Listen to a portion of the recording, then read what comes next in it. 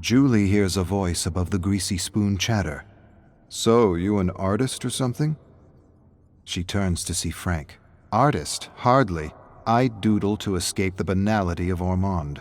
He stares at her sketch. He seems to recognize himself standing in line for a hot chocolate. "That me?" She feels sudden warmth running up her neck. She already knows before he tells her that he's not from Ormond. He looks different, fun, free, rebellious. He sits beside her and offers to model for her with a laugh. They stare at each other for a long, stretching moment.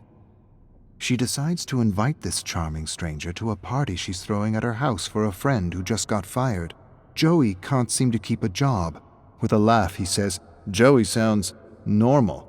You know how much programming it takes to get a human being to accept the whole 8-hour-a-day routine?" He continues ranting about how school isn't education but brainwashing. If it were real education, if it were true education, the core subjects would be philosophy and critical thinking. Julie laughs and knows her friends are going to love this iconoclast. She certainly does. She didn't stop thinking about him since she first saw him. Now she hopes he shows up at her party. His rant stuck with her, and she spent a few hours researching how education was corrupted to meet the demands of the Industrial Revolution. Conveyor belt education for assembly line jobs. Nothing has changed for the last 100 years, only the products. Frank shows up with drugs and drinks, party treats. Julie introduces him to her best friends, Joey and Susie. They talk favorite foods, slasher movies, and killers all night. Julie amazes Frank with her profound knowledge of serial killers as she leads him to her bedroom and shows him her scrapbooks filled with pictures and clippings of famous murderers. Everyone leaves or passes out while Julie and Frank discuss murder and mayhem, trying to one-up each other with details and trivia. Julie wins with a story of the abandoned cabin where the soldiers of Mayhem hang out, plan, and wreak havoc on the unsuspecting sheep of Ormond. Frank laughs and calls bullshit on the story. No such thing as the soldiers of Mayhem. He read enough about Ormond to know that nothing of the sort happened at the resort cabin, nothing but bad business and bankruptcy. Julie laughs. "This story, Frankie, happens in the future." She grabs a black felt marker and writes "Soldiers of Mayhem" on his white shirt. He smirks. "I like the idea, but I hate the name." Julie shrugs. "It's a work in progress." Julie feels alive with Frank. More than alive, complete. At first she thought he was an iconoclast rebel, but soon realized he just liked to argue and push buttons for fun. He thrilled as much as she did to smash beliefs and watch people unravel. Not just people. Ugly people, he called them. It's the name he gave to those people who need to be right, who always need to be right. They were the easiest to push over the edge. Ormond was full of them, ugly people, entitled preps and politicians who would turn blue in the face if you challenged any of their beliefs. Julie hands Frank a ski mask. He gives her a curious look.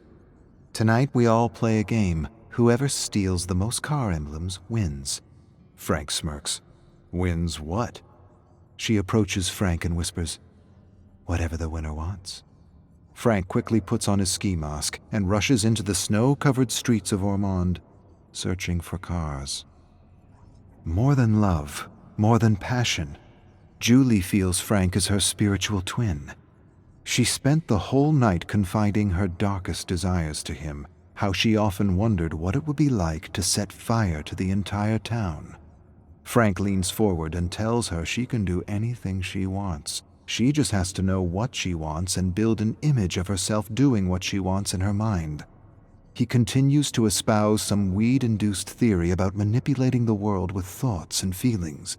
The clearer you are about what you want and the more focused you are in imagining it, the faster you rewire the world to your favor. Everyone stares at Frank for a long, dramatic moment. Then they burst out laughing in unison. "Let's all just imagine buckets of money." Frank shakes his head. "Money is dead on its own. Money doesn't inspire the world. Real passion and emotion does. See yourself doing what it is you want to do for the rest of your life with passion. Be clear and focused, and do not waver, and watch the world work in your favor." Another silence. Julie smirks. Frank nods seriously.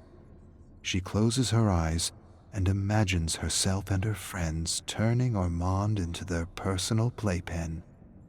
She opens her eyes. Julie and Frank wait for Joey and Susie at the old abandoned cabin.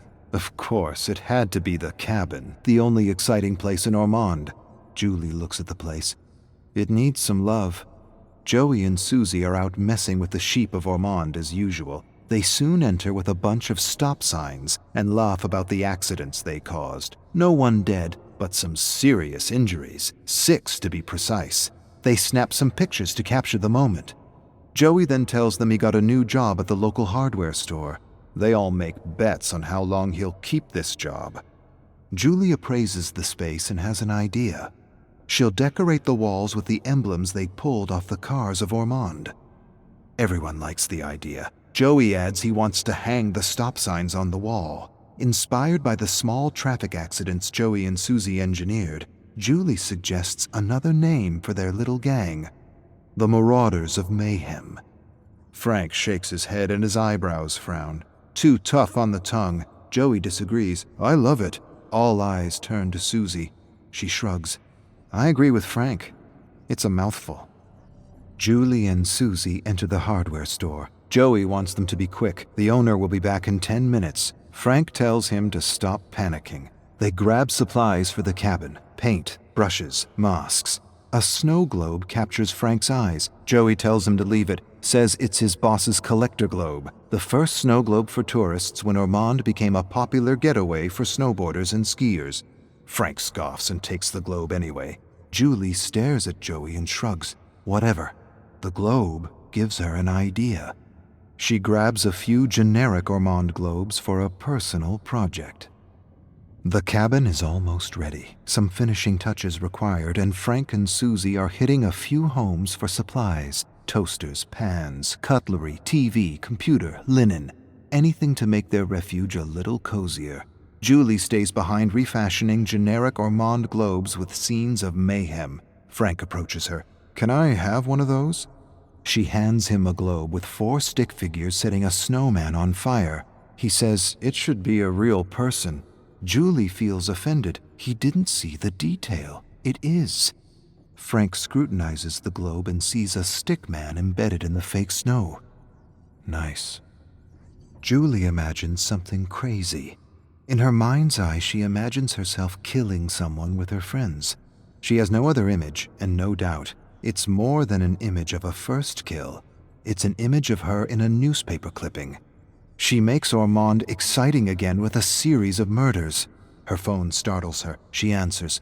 She hears his voice, and Frank tells her to meet him at the Ormond Majestic Theater. Why? What's playing? He doesn't answer.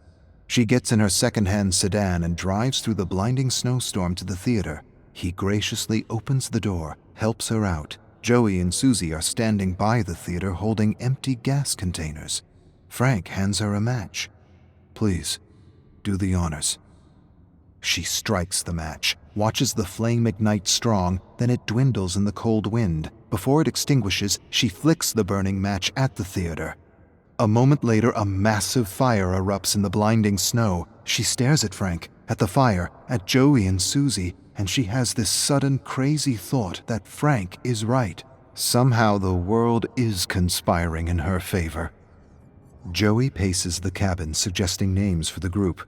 Susie thinks they need some kind of a costume, like superheroes. Julie laughs. We trying to be famous? Frank shrugs. Why not? Julie shrugs. No one ever got famous with petty theft and arson. Maybe we should do something real. Frank leans forward. What does that mean? Something real. Julie goes quiet for a moment. She's not sure what she's thinking, or if she's thinking at all, but she wants to feel the thrill she's read about in books. She wants to be more than common, more than ordinary, bigger than life.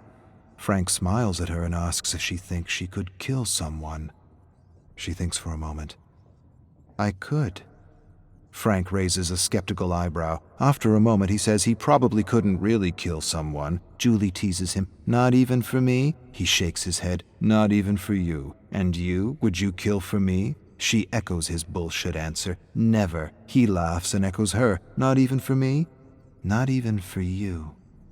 Frank won the bet, and he's collecting. Joey didn't last a month at the new job. The owner accused him of stealing a chocolate bar, and now he paces the cabin hysterical. Of all the things, a chocolate bar he claims he never stole. The injustice of it all. Julie suggests payback.